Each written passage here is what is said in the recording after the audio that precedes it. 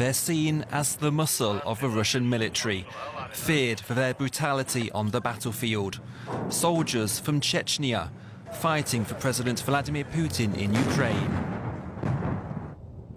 The Chechens are believed to be in the thick of the fighting here, in what's left of Mariupol. They've released this footage, they say is from inside the city. It shows them going house to house and firing on residential buildings. They're loyal to this man, Ramzan Kadyrov, the pro-Kremlin president of the Chechen Republic, who calls himself Putin's foot soldier. I'd like to give some advice to the current president of Ukraine, Volodymyr Zelensky, before he becomes the former president of Ukraine. You should hurry up and call our president, the commander-in-chief, Vladimir Putin, and ask for his forgiveness. During the Second Chechen War, Kadyrov and his militia helped Moscow defeat separatist rebels and bring Chechnya back under Russian control. It was a brutal war that left the capital Grozny in ruins, scenes similar to the destruction seen today in Ukraine. Kadyrov claims tens of thousands of his men are fighting in Ukraine. Whatever their true number, they're seen as a potent psychological weapon for Vladimir Putin. But analysts suggest they might actually be more hype than help. This footage, filmed by the Ukrainian military on the outskirts of Kyiv, claims to show what's left of a Chechen column after an ambush. Burnt-out armour litters the road. But Kadyrov denies his forces suffered any setback. Some say that many of our fighters were killed. We have not sustained a single loss. Not a single soldier has been wounded. Not a single soldier scratched. Not a single person has even caught a cold. A fierce firefight in a village northeast of Kyiv. This video was posted on social media by a Ukrainian volunteer unit. It's believed fighters from Chechnya are in its ranks, fighting for the government in Kyiv and against Ramzan Kadyrov. Chechens on both sides of a front line, in a war within a war. For more on this aspect, I'm now joined by Miriam Hess. She's a research fellow at the German Council on Foreign Relations, who's written extensively on Chechnya and its militias. Now, Ramzan Kadyrov calling for the storming of Kyiv, just as Russia announces it is scaling back its forces in that area. Is he acting outside of the Kremlin's authority? Well, first of all, I think we have to understand Kadyrov's role really in the Putin's power structure. And this is more that Kadyrov is really the only person or one of the persons that is only loyal to Putin himself, right? So I think this narrative of him acting outside of Putin's command is something I'm highly skeptical about. I think this maneuver of him really trying to emphasize this war narrative of being ready to storm and to fight Kyiv is something which is just playing into the narrative of him trying to instrumentalize the stereotype of the Chechen war-proven combat experienced fighter again. So I'm highly skeptical about him really acting outside of Putin's command. I rather think that he's trying to add some fight experienced narrative again to the conflict, as Russia is now allegedly retrieving its troops from Kyiv. Now, in our report, we mentioned a war within a war. Tell us more about this very complex role that Chechens and Chechen fighters are playing in Ukraine.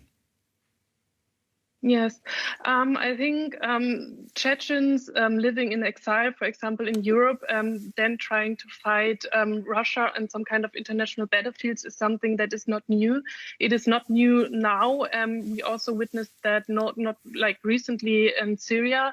So it is really Chechens now fighting on the Ukrainian side is a phenomenon that is really corresponding to the Chechen history of having experienced two wars, and they're now trying to like really extend and continue their fight against the Russian system or Russian regime, because now the fight, the second Chechen war, for example, was initiated by Putin, and he is still, of course, the leader.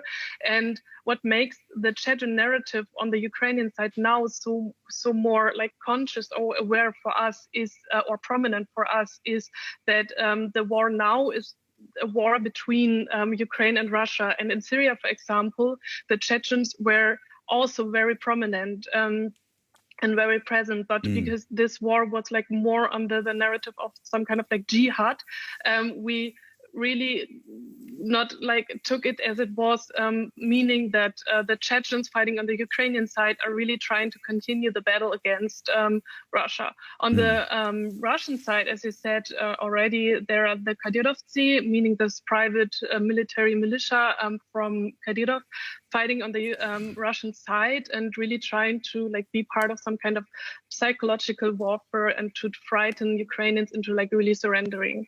It's interesting that you mentioned that frightening the Ukrainians. Kadyrov's Chechen fighters have a fearsome reputation. Is it justified?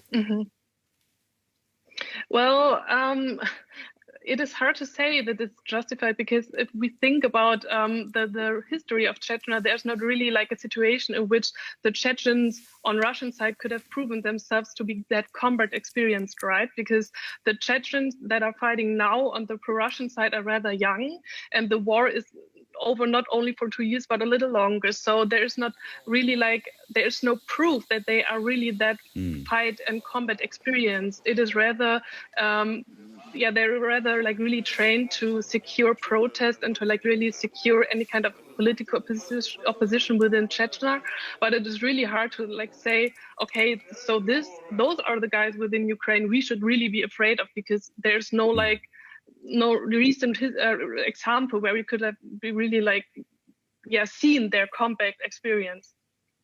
Miriam Hess there, with the German Council on Foreign Relations. Thank you very much for joining us.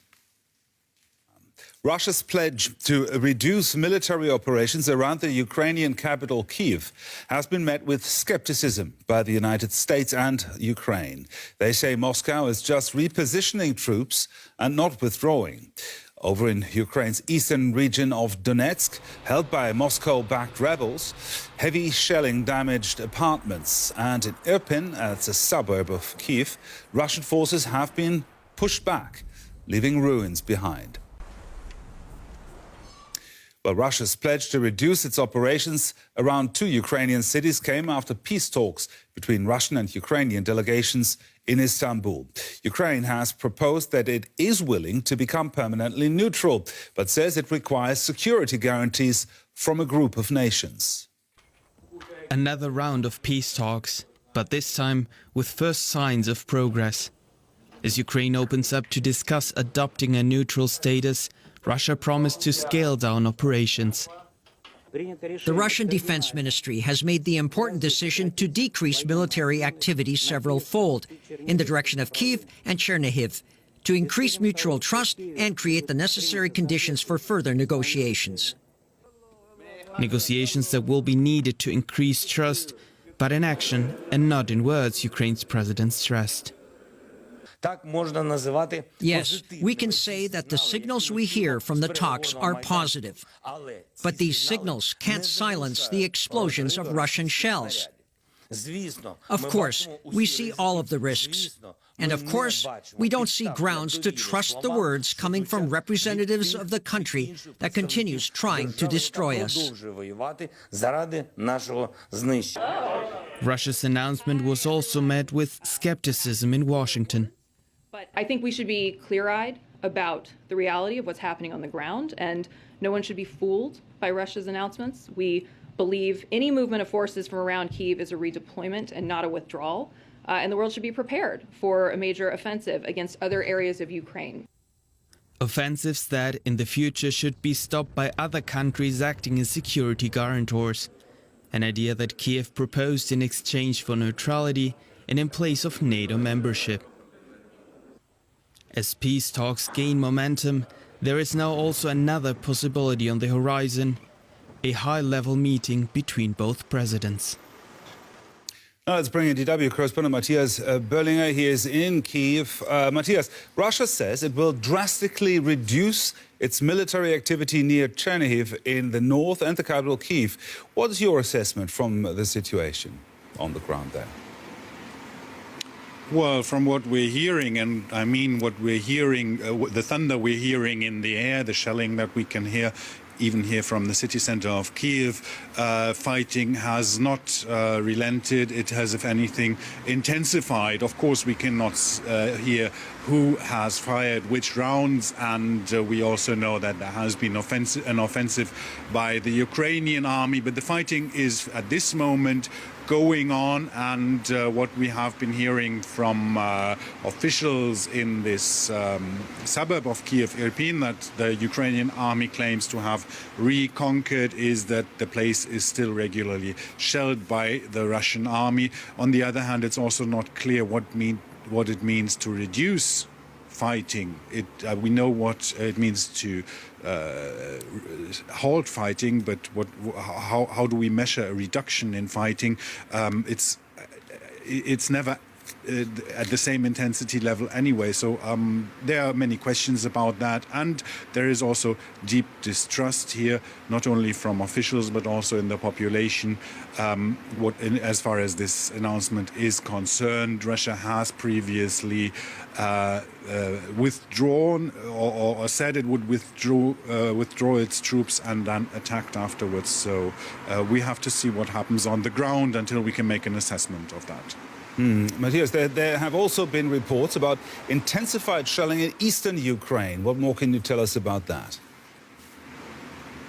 Yeah, we've heard these reports, and they're in line with what Russia has said. Russia has said at the same time it would ease its attack here on the capital of Kyiv and concentrate on what they call the liberation of Donbass, which means that they would most probably try to conquer as much territory as possible of these two districts, Luhansk and Donetsk, part of which was controlled by the self-proclaimed republics that Russia has recognized in the run-up to this war. So an intensified fighting in that region would be totally in line with what Russia has said. DW correspondent Matthias Böllinger there talking to us from Kyiv. Thank you, Matthias. And our next guest is Aglaya Snekov. She's a writer and the author of Russia's Security Policy under Putin. Aglaya, Russia claims it will reduce its military activity. Western governments say they have to see it to believe it. Are you seeing it and are you believing it? So I think following the announcements that the Russians would cut down on their shelling of Kyiv and Chechnya. At the moment, we're not seeing that. As your correspondent suggested, there has been intensified shelling of both cities overnight. If we're looking at what's happening on the ground, there has been some withdrawal of Russian troops from outside Kyiv, but there hasn't been major movements of troops. So do you think it's rather a regrouping than a withdrawal? So I think the Russians will move towards fighting sort of a war and attrition, probably closer to Donbass. And they're still hoping, once they have captured Mariupol, to create a land corridor from Crimea going all the way to Donbass. That will be the focus from now on, I would suggest. Now, this is one of the largest armies in the world, the Russian army. Why have they been unable to meet their military objectives so far? So in some ways, we actually have been all very confused about what the military objectives were. So it is the largest army. They have, in theory, reformed the army after the failure of the Georgia 2008 war. But it seems that the initial assumptions of a quick operation in Ukraine has failed. They were overstretched. They tried to do it from 3 fronts. The logistics have been fairly poor. There is a strong lack of coordination. We still have no idea who's actually directing the military operation. And, there's poor morale on the ground. Effectively, they have also come up against very great Ukrainian resistance. So we mustn't underestimate sort of the Ukrainian resistance, but also sort of the political failures of choosing this campaign. Now, the hope of a quick victory has long been dashed. What other options might Putin be considering right now? I think at this point they will be focusing on Donbass. I think the war of attrition, trying to grind the Ukrainian forces down in the east, Mariupol continues to be the focus. And as I said, the creation of sort of that land corridor, we will continue seeing shelling of other areas in Ukraine. But I would assume, at least for now, the focus is on eastern Ukraine. However, that does not mean that the Russian operations won't shift in the future. Aglaia Snetkov, they're an expert on Russian foreign and security policy. Thank you very much. Thank you. Germany's government is activating an early warning plan to prepare for possible shortages of gas deliveries from Russia. Economy Minister Robert Habeck says a crisis team is being established to monitor gas supplies. This follows Moscow's demand for payment in rubles, which Germany and many other importers have rejected. Habeck, who is with the environmentalist Green Party in Germany's government, also urged industry and households to conserve energy. We are in a situation where I have to say clearly that every kilowatt hour of energy saved helps. And that is why I would like to combine the triggering of the early warning level for gas supplies with the appeal for help to companies and private consumers. You are helping Germany, you are helping Ukraine when you reduce your use of gas or energy in general. Now, our political correspondent, Jared Reed, is following this story and joins us now. Jared, what is this early warning plan and what does it mean that they've activated it? Right. So, Gerhard, this is level one of a three-level response. And basically what this early warning level means is that a crisis team is going to be meeting every day. They will be made up of representatives from Robert Habeck's industry, who we just heard from in that soundbite, but also service providers of energy, representatives of the regions in Germany. They're going to be meeting every day and monitoring the situation closely and, I guess, working out their responses to the next two levels, which are the alarm level and then eventually level 3, the emergency level. And as you mentioned, this is in response, I guess, to a demand from Vladimir Putin that gas be paid for going forward in rubles. This is something that the G7 group of nations, which is led by Germany at the moment, has rejected.